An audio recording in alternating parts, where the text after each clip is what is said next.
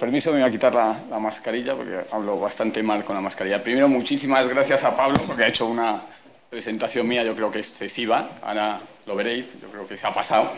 Y luego también muchísimas gracias a Maripaz porque lo que ha ido contando pues me hace cambiar hasta la presentación que tenía prevista y pone ya en cuestión la participación de los no profesionales en la generación de conocimiento, que eso es ciencia, en micología.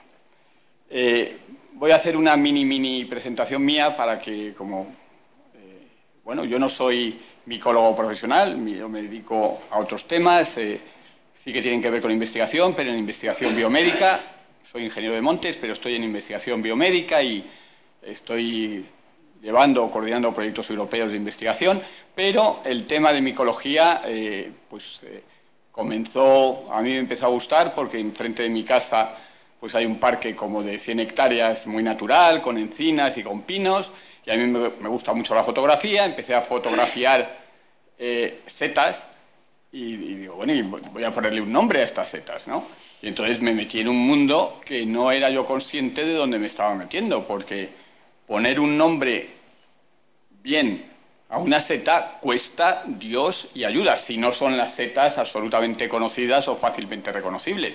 Y, bueno, pues la verdad es que soy muy curioso, empecé a comprarme libros, me hice de la Sociedad Micológica Madrileña, todo lo que pude y más. Internet realmente ayuda un montón, y hay un montón de facilidad para tener documentación científica, para ir generando conocimiento. Bueno, también por otra parte, pues manejo microscopio, bueno, pues todo eso junto me fue llevando a ir poniéndole nombres a las setas que tenía enfrente de mi casa. Y eso, bueno, pues en algún momento, ya yéndome un poco por la sierra, pues encontré alguna un poco más rara y he hecho alguna publicación científica en el boletín de la Sociedad Micológica Madrileña. Porque, como bien ha dicho Maripaz, las sociedades micológicas son las que agrupan a los aficionados avanzados, que es lo que yo diría que se podría definir como ciencia ciudadana. Ciencia ciudadana es una traducción clara del inglés Citizen Science,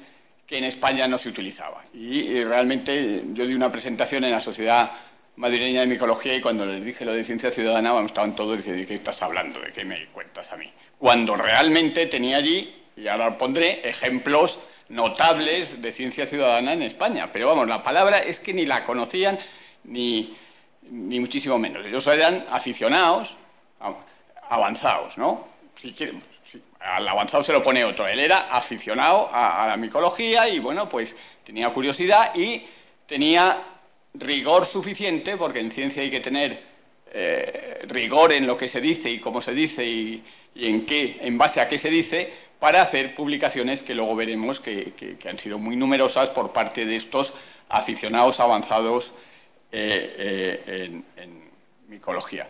Entonces, bueno, aquí he utilizado una definición así más genérica, evidentemente no solo para micología, sino que sirve para cualquier actividad en la cual los ciudadanos contribuyen activamente. El papel puede ser desde muy pequeñito hasta realmente, y voy a poner algún ejemplo increíble, realmente de especialistas mundiales en algún género que son aficionados. O sea, realmente en el campo de micología, si hay un campo donde hay ejemplos notorios, notables, importantísimos, de generación de ciencia por parte de no profesionales o no remunerados en sus tareas de investigación de micología, es el campo de los macrohongos. Yo les he llamado en muchos casos macrohongos, pero es muy difícil cómo denominar a lo que todo el mundo llama setas, ¿no?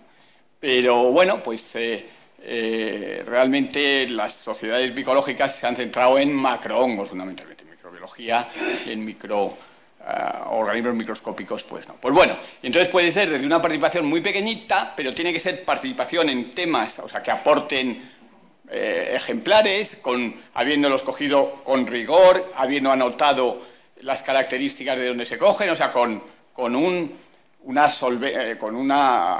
no coger una seta así como así, eso no es ciencia ciudadana, sino realmente con mentalidad de que esa seta recolectada, ese macrohongo recolectado, puede servir para un mejor conocimiento de las especies, de la fenología de lo que usted me diga de los hongos de esa zona. Y eso ya implica un cierto conocimiento, no es coger cualquier cosa. Y normalmente el que tiene esa capacidad ya una cierta idea de lo que está cogiendo, llegar a la especie es dificilísimo incluso para profesionales, pero bueno, pues a lo mejor un atisbo de género o bueno, de lo que está cogiendo sí que lo tiene. Ese es el nivel más bajo. El nivel más alto, ya lo veremos, pues es realmente gente que contribuye a la identificación de nuevas especies, como nos ha dicho Maripaz, y que realmente es pues lo que me ha salido cuando hemos hecho un estudio así, bastante serio, es que aproximadamente en España la mitad de las nuevas especies que se van descubriendo las generan los investigadores aficionados y la otra mitad investigadores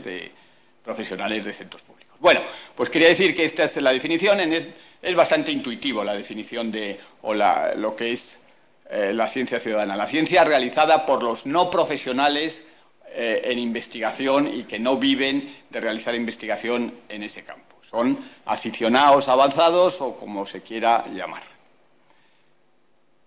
Ejemplos de ciencia ciudadana impresionantes, porque hace 2 siglos muchos de los grandes científicos que tuvimos no eran profesionales de la ciencia. Entonces, con la definición que he dicho antes, pues Darwin, Mendel, Faraday o Edison se pueden conceptuar como ciencia ciudadana porque no eran profesionales del campo que llevaban. Entonces, bueno, pues realmente son ejemplos muy notables, pero en aquella época es que era muy normal que la persona, a lo mejor con muchos recursos, pues le gustaba la ciencia, se dedicaba a la ciencia, pero vivía de otras cosas, de sus fincas o de lo que quisiese, ¿no? Y tenía como hobby, o un hobby importante, porque el caso de Darwin o Mendel era cura, ¿no? Digo, todo el mundo y así sucesivamente. Entonces, bueno, pues tenían otras profesiones que son las que realmente le daba los ingresos para comer. Entonces, últimamente sí que se ha puesto como muy de moda, y yo creo que viene de Europa. España ha llegado importada de Europa clarísimamente. Los países escandinavos, Reino Unido,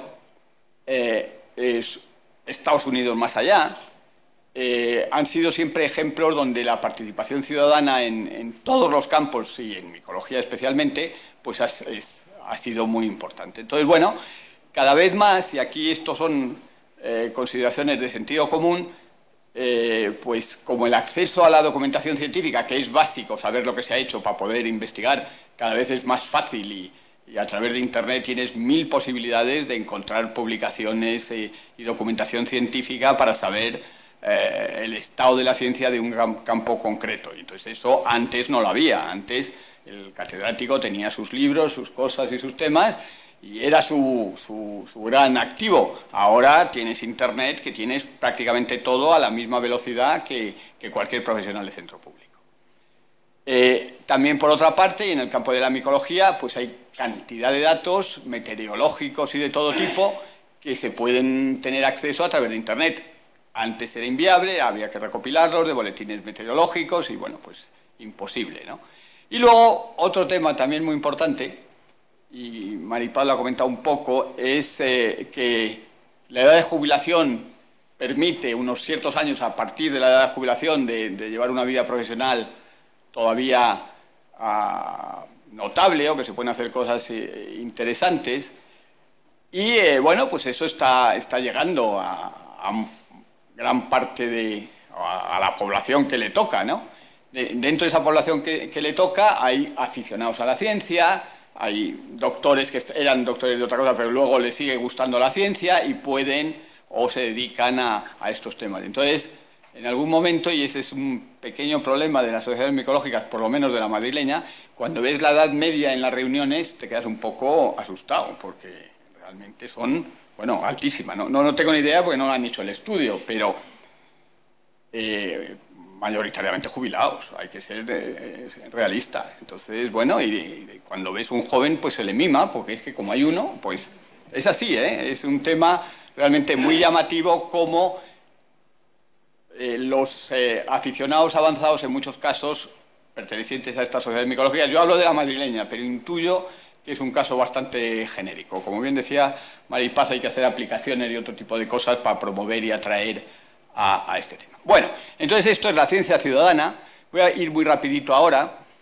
En Europa, luego iré a España, ha habido ejemplos impresionantes también de grandes micólogos, pues, bueno, no sé, que si decía de nombres de especies Maripaz, pues bueno, pues aquí tenemos no sé cuántas cientos o miles de especies con epítetos, ¿no?, de estas personas que eran amateurs, no eran profesionales de centros de investigación. Y actualmente, pues, de los grandes especialistas de rúsula, por ejemplo, es Mauro Sardani, que es un médico.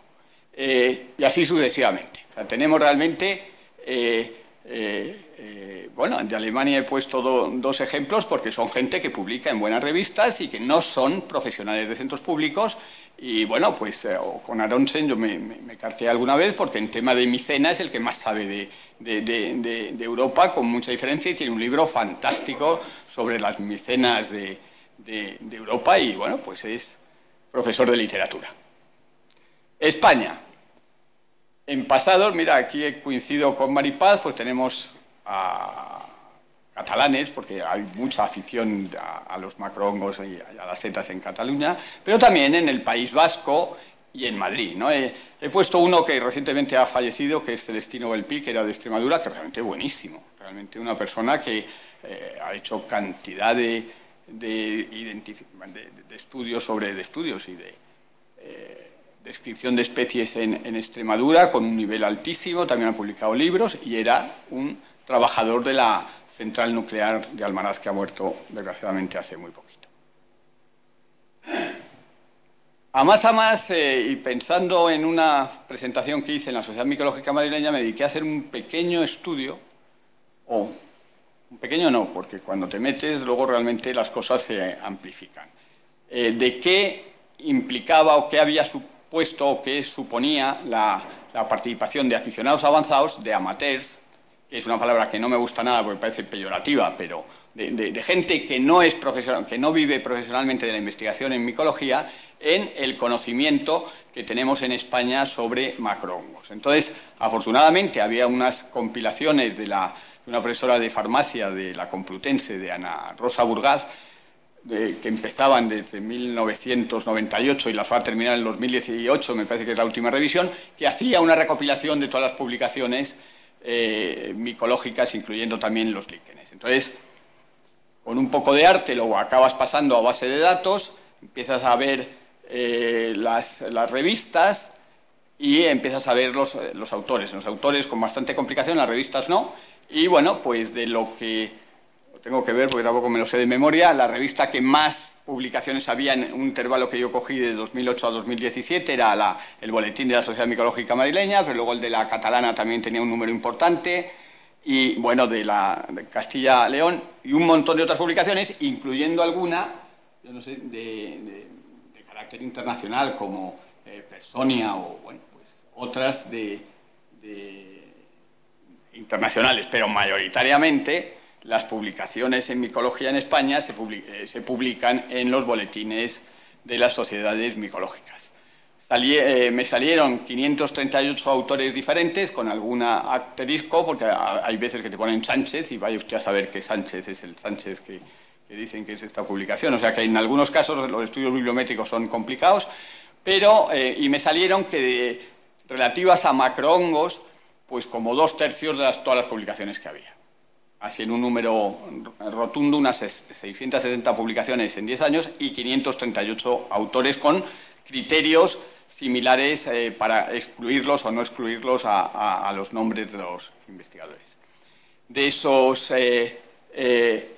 viendo los autores, pues claramente salía, no los voy a poner aquí, pues me parece que el que ganó fue Gabriel Moreno, que es el presidente de la Sociedad Micológica Madrileña y catedrático en la Universidad de Alcalá.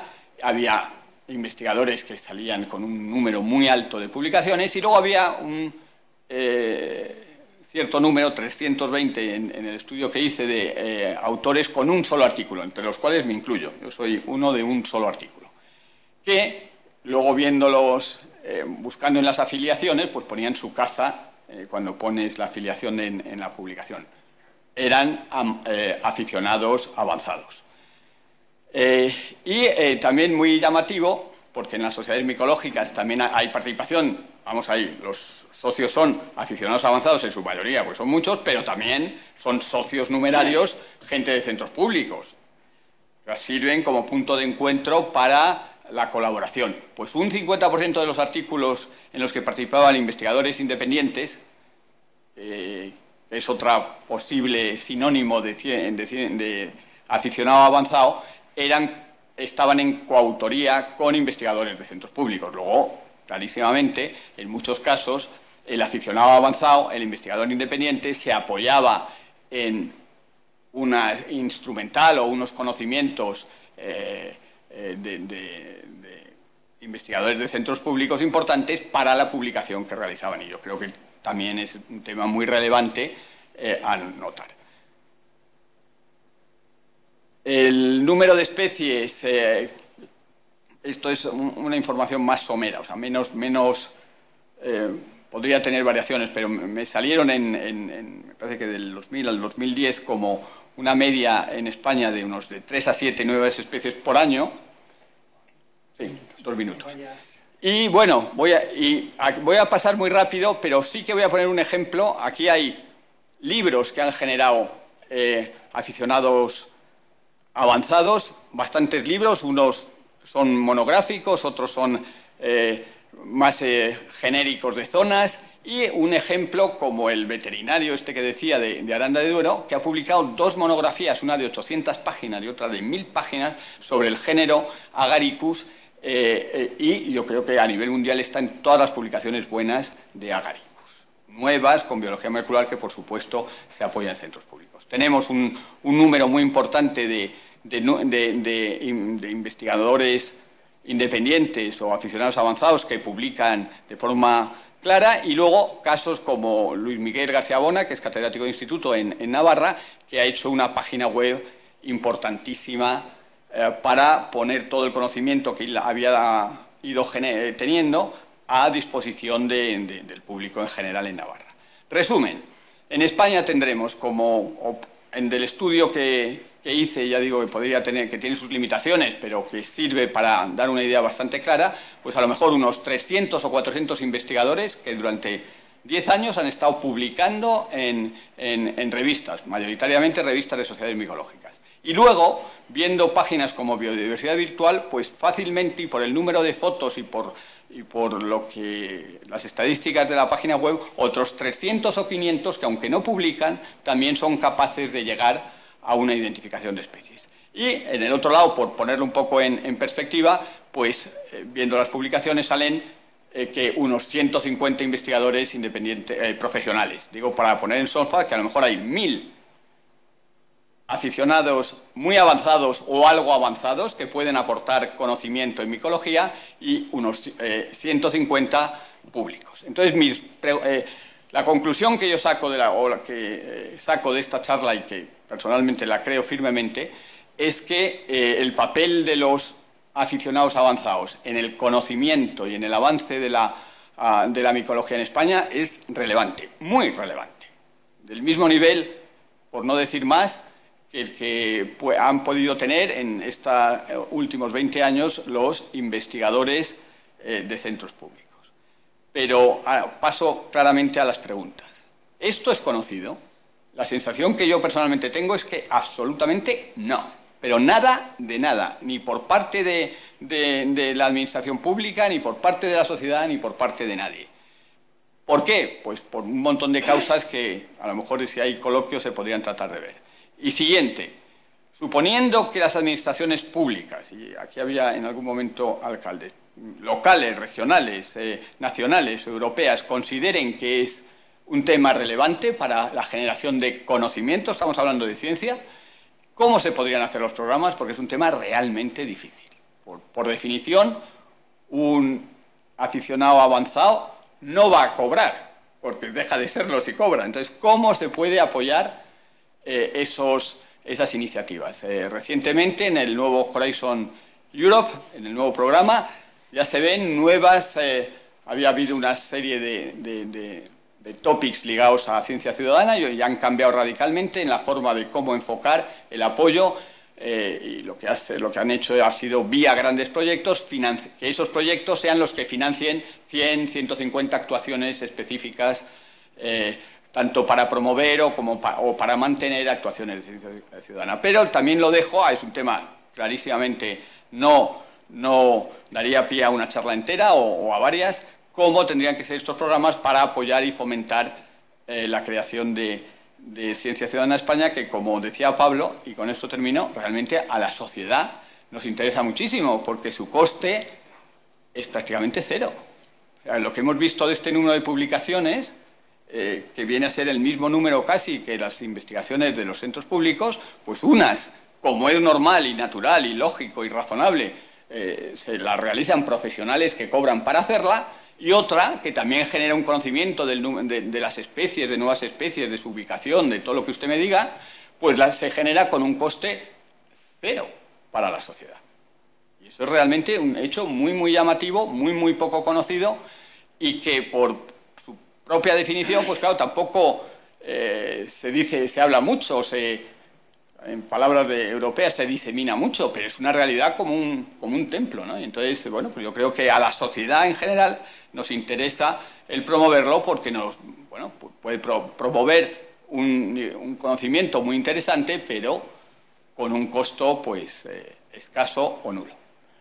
Pues muchísimas gracias a todos y nada, esperando luego, si luego va a haber coloquio, que haya preguntas. Muy bien, muchas gracias.